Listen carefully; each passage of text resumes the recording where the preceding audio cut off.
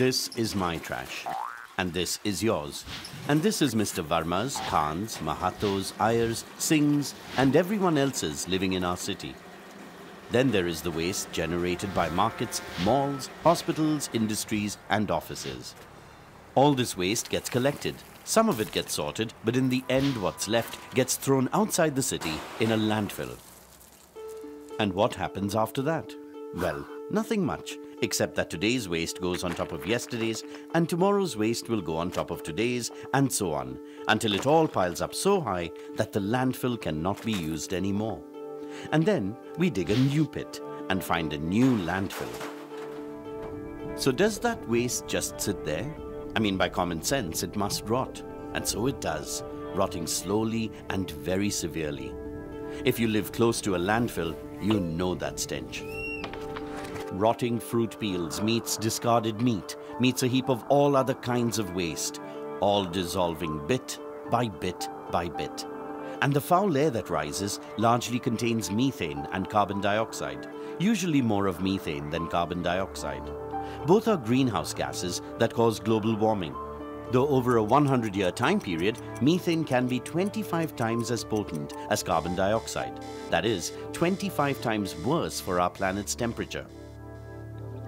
And even if we start managing our waste more carefully starting today, there is years of waste to be dealt with, piling up in all our backyards.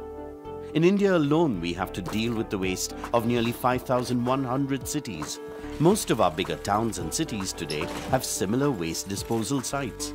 And with the country's growth, this waste is growing at a faster rate every day. Let's take into account only the waste generated by our cities and towns. Want to know how much that is? About 30,000 truckloads of municipal solid waste every day.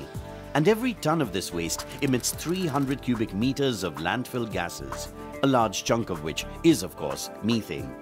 No wonder India is already one of the largest emitters of methane from landfills. But what if this crisis could be turned into an opportunity? What if we could capture this gas and use it as a fuel?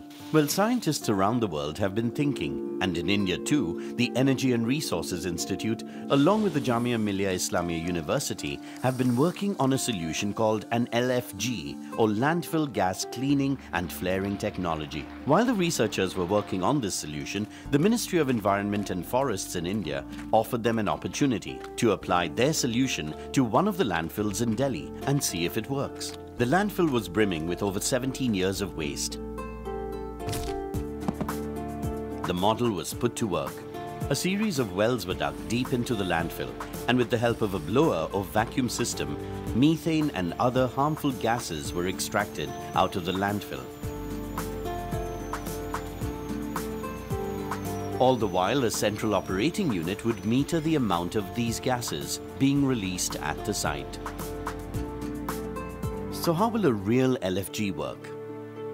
Well, it will capture this gas being released to either burn it or filter it and use it to generate electricity, cook food, or even run a car. Generating a single megawatt of LFG energy is equal to planting over 10,000 acres of forest, removing the emissions of nearly 7,300 vehicles, or stopping the use of almost 89,000 barrels of oil every year.